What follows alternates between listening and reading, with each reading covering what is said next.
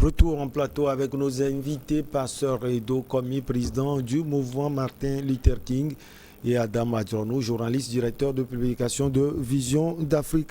On va directement en République démocratique du Congo. La plus haute juridiction du pays a estimé le lundi 15 novembre qu'elle était incompétente pour juger le sénateur Augustin Matata Pognon, ancien Premier ministre élu sénateur pour la législature en cours. Augustin Matata Pognon est accusé de détournement de centaines de millions de dollars alloués à la construction du parc agro-industriel de Bukanga-Lanzo. Alors, Adam Adjournou, pourquoi cette cour estime qu'elle est incompétente pour juger le sénateur Augustin Matata Pognon?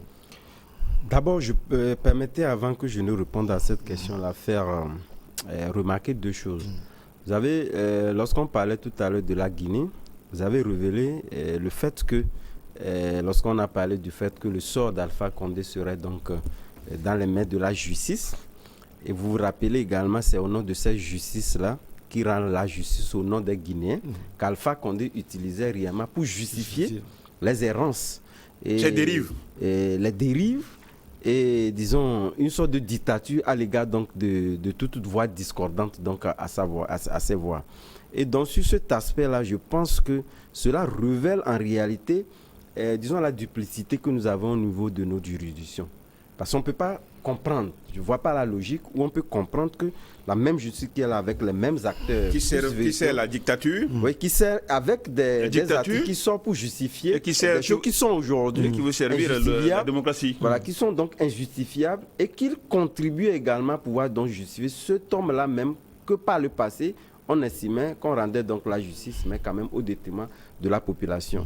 Pour dire en sorte que c'est vrai que lorsque ce procès-là avait commencé, c'est vrai, c'est un engagement pris par le président Félix Tshisekedi, qui a estimé que véritablement il y a un peu trop de la gabégie, qu'il faut mettre l'ordre. Et il a estimé, et je pense que lorsqu'on lit un peu dans les lignes, il ne s'y mêle pas de trop. Parce que lorsqu'on prend son directeur de cabinet, qui également avait subi pratiquement les mêmes choses, liées donc à ces actes de corruption, et il ne s'était pas donc mêlé. Mais des gens avaient estimé, comme c'était une coalition, c'était quelque part pour se départir d'un allié assez encombrant qui ne lui permettrait pas donc de prendre des dispositions liées donc à sa personnalité d'abord. De président de la République était obligé de les référer à une coalition, ce qui ne lui donnait pas la latitude. J'étais même tenté de pouvoir donner raison à cela, avec toute la situation qu'on a connue ces derniers temps, qui lui ont permis d'ailleurs de diviser disons le parti de Joseph Kabila pour se constituer une majorité peut véritablement justifier le fait qu'il était dans cette posture-là. Mais au même moment, je constate que est-ce que les faits aujourd'hui qui sont reprochés donc à ces acteurs-là sont avérés, oui ou non? C'est que, de toutes les façons, il y avait quelqu'un qui était donc ordonnateur d'un budget et que ce budget-là n'a pas donné les résultats escomptés. Parce que pour lui, il a engagé ce budget-là pour permettre en sorte que le cas social qui était un peu... le cas qui était donc motivé par la population puisse être résolu. Et ça n'a pas été fait. Donc sur la ligne, au moins au niveau des faits, on constate véritablement qu'on peut véritablement lui donner un pan du sujet en ce sens-là. Mais au même moment, ce qu'on reproche à Matata Pognon aujourd'hui, qui avait, par le passé, suscité un certain nombre de désarroi au sein de la population parce que nous avions vu, disons, les choses érigées, mais on disait qu'il y avait donc des surfacturations, etc. C'est en ce sens que, d'abord, n'oubliez pas qu'il est aussi sénateur. Il est sénateur donc, voilà, pour ce mandat. Donc, pour répondre donc à votre inquiétude, où ces conseils avaient d'abord suscité le débat en parlant de l'incompétence de la Cour constitutionnelle à pouvoir donc connaître de ce dossier-là. Cela voudrait dire quelque part que est-ce que les dispositions au niveau du Congo permettent à ce que un sénateur, d'abord, Premier ministre, qui est également aujourd'hui protégé par une immunité, et sénateur aujourd'hui protégé par ce même immunité, on demande à la Cour constitutionnelle de pouvoir donc connaître de ce dossier-là, pouvoir davantage enfoncer l'ancien Premier ministre Matata Pognon. Moi, je pense que quelque part, on commence déjà par montrer un visage assez salvateur de ce qu'on voudrait d'une justice, puisque de toutes les façons, la Cour constitutionnelle, c'est à lui, c'est lui que les recours sont adressés et que, conformément aux tests, les gens ont motivé, les conseillers ont motivé le fait qu'il était donc incompétent et véritablement à justifier que voilà, elle est incompétente pour connaître de ce dossier-là. Moi, j'estime que c'est le droit qui a commencé par dit.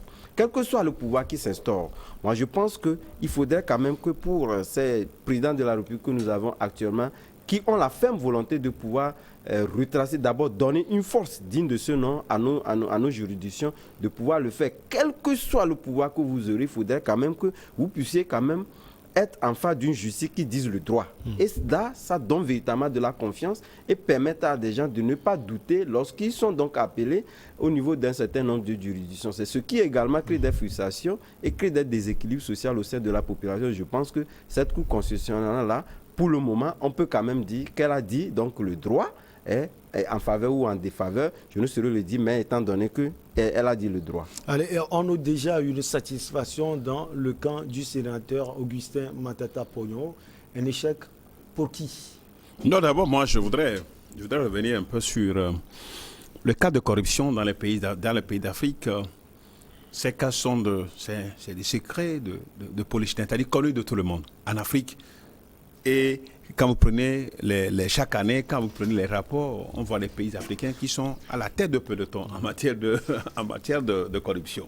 Et donc, le Congo en est un pays vraiment corrompu, où tout le monde, les gens de gauche à droite sont corrompus, les officiers, les ministres, les gens sont immensement riches. Mais maintenant, le cas de l'ex-premier ministre, je me demande pourquoi souvent, par exemple, dans ces pays, on parle de la corruption et qu'on arrive à mettre la main sur les gens, les personnes corrompues. Mais ailleurs, on ne voit pas. On sait qu'il y a des chantiers au Togo qui sont arrêtés, qui n'ont pas pu aboutir, des chantiers qui des fois même sont à moitié livrés et qui les dimensions ne sont pas respectées. Votre question, pourquoi on le fait en RDC, on ne le fait pas dans un pays comme le Togo? Comme le Togo. Bon, c'est la question, je me pose souvent ce genre de questions. Parce que personne, quand vous regardez aujourd'hui... On ne fait rien au Togo pour arrêter bien les gens. sûr. Donc on parle de la bonne gouvernance. La bonne gouvernance, ça doit se limiter justement à mettre fin, pas à zéro, à zéro, et il n'y aura pas corruption zéro, mais quand même qu'on dise, voilà celui-ci, voilà ce qu'il a fait. Des rumeurs, des bruits ont couru un peu partout, et des faits même pour dire la matérialisation de la corruption, mais jusqu'au jour d'aujourd'hui, on ne voit rien. Est-ce que les faits qui sont reprochés à Augustin Matata Pognon sont vrais? On dit ce que nous savons, c'est qu'il y a 200 millions, oui, 200 millions de dollars, c'est lourd. Qui ont été sortis pour des chantiers, pour un projet. Est-ce qu'on a vu ce projet? C'était le cas même de Vital Kamerhe. Bon, donc aujourd'hui, la situation, il est sénateur. Qu'est-ce que les tests disent? Qu'est-ce que les tests disent concrètement en RDC par rapport à un sénateur? Un sénateur, je crois, il faut lever quand même son immunité. Est-ce qu'il revient à la Cour? Est-ce que c'est ce travail que la Cour devait faire avant de pouvoir procéder au procès? Bon, c'est la question qu'on se pose. Mais jusqu'au jour d'aujourd'hui, on ne peut pas crier victoire parce que on ne peut pas crier victoire. Il faut nécessairement que les faits qu'on lui reporte, si ces faits sont avérés, mais il faut quand même qu'il réponde devant les tribunaux. Parce qu'on ne peut pas accepter que 200 millions de dollars puissent rentrer dans les poches de quelqu'un sans que ce à quoi les fonds sont destinés ne soit pas matérialisé. Bon, aujourd'hui, c'est vrai quand même que c'est une victoire d'étape. Moi, je dirais que c'est une victoire d'étape, des conseils, mais est-ce que cela met fin au procès? C'est-à-dire que est-ce que le procès est fini? Est-ce que le procès est clôturé? Est-ce que l'affaire est pliée? Mais c'est la question qu'on se pose. Ou bien, on va vers une autre cour pour pouvoir poursuivre le procès. C'est la question aussi, ce sont ces questions-là qu'on doit se poser. Donc, il est trop tôt. Il est trop tôt de crier victoire au détriment de qui, je ne sais, peut-être que on dirait que c'est le président Félix Tshisekedi, c'est lui qui aurait initié parce qu'on estime que lui c'est un opposant, enfin il est opposé, parce qu'ils ne sont même pas dans le monde parlementaire, donc c'est l'autre, et que est-ce que réellement cela peut répondre à ce principe. Donc c'est pour dire que pour le moment, personne n'est vainqueur, personne n'est vaincu. Maintenant, qu'est-ce que la fin? Qu'est-ce que la suite? On attend la suite de ce projet pour pouvoir mieux nous situer. Mais ce qu'on fait, le président Félix Tshisekedi est en train de faire quand même un très beau rôle par rapport à la corruption. Parce que la corruption ne contribue jamais au développement. La corruption accentue la misère, la pauvreté dans le pays et freine le développement d'un pays. Donc, je crois que dans tout dossier de corruption ou les gens de détournement, je suis toujours là et j'apporterai mon expertise si j'en ai une. Vous avez parlé tout à l'heure de victoire. On va voir cela après l'annonce. Un soulagement s'est fait entendre dans la salle d'audience du côté des prévenus. Le droit a été dit, à réagir le coordonnateur des avocats de Augustin Matata Pognon. En revanche, au parquet général, on dit ne rien comprendre de cet arrêt au moment où les faits qui lui sont reprochés ont été commis. Augustin Matata Pognon était Premier ministre de la République démocratique du Congo. D'opposition aux antipodes. Adam Adjani. Oui. Ça concourt toujours, disons...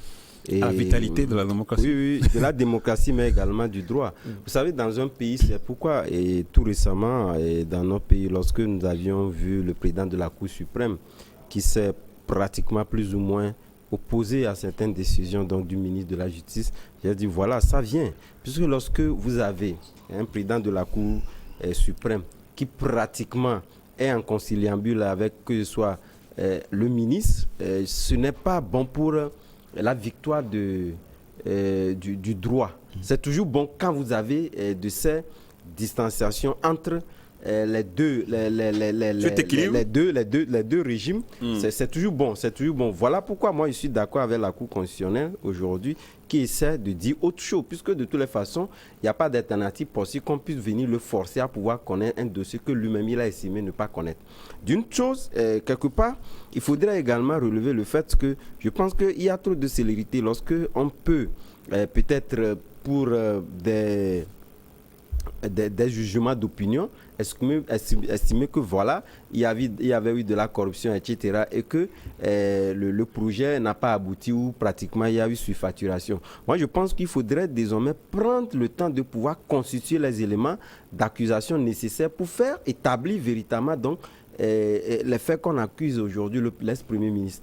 Et ça, je pense qu'il y avait eu peut-être une célérité qui n'a pas permis véritablement donc, à l'accusation de pouvoir rassembler tous les éléments et constituer véritablement donc un dossier qui puisse véritablement tenir tête en face donc du conseil du Premier ministre. Et c'est ce dont on assiste aujourd'hui.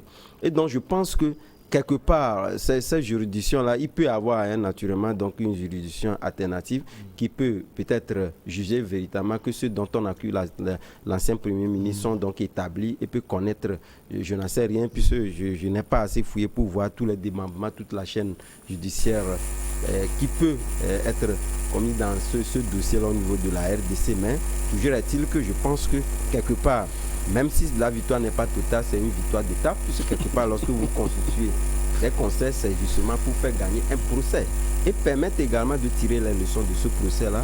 Et cela permettra quand même à la victoire de cette démocratie-là voulue par Antoine Tshisekedi, puisque quelque part, une chose est de pouvoir rassembler les éléments, mais une chose de pouvoir avoir des éléments prouvants qui puissent permettre de justifier véritablement la thèse de corruption. Et par le biais de cette décision de la Cour constitutionnelle, aujourd'hui, on ne peut pas dire que le président Félix Antoine Tshisekedi agit sur la justice de son pays. Oui, non, je crois quand même que je suis parfaitement d'accord et je l'avais déjà dit. Je l'avais déjà dit en ce sens que quand vous prenez, parce que c'est deux pouvoirs, c'est le pouvoir exécutif et le pouvoir législatif. Et le pouvoir exécutif. Celui exécutif, judiciaire. Et donc, quand cela arrive comme ça, la question qu'on peut se poser, vous savez, dans nos pays, est-ce qu'il y a un autre plan derrière cet arrêt de la Cour constitutionnelle, politiquement aussi?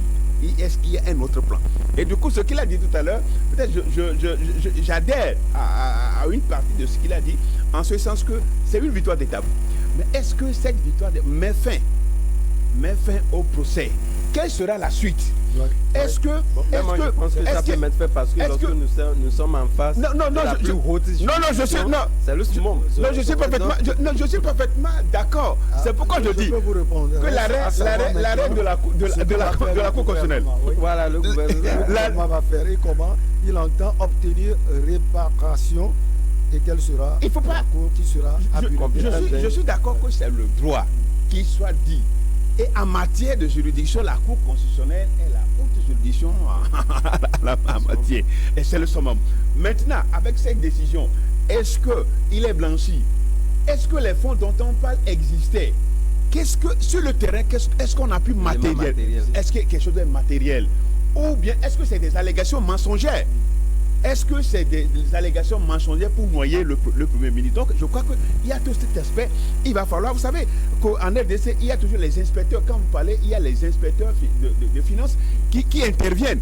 Et j'ai cru entendre qu'il va falloir quand même que les inspecteurs des finances puissent intégrer tous les dossiers qui concernent ce procès, les éléments du dossier pour toute fin utile. Donc, on va attendre encore pour voir. Je ne pense que ça soit fini. Parce qu'on parle de 200 millions de dollars. C'est lourd. Et le procès ne peut pas s'arrêter aussi dans cette confusion par l'arrêt de la Cour constitutionnelle. Allez, on marque la petite pause. On revient pour aborder le sujet.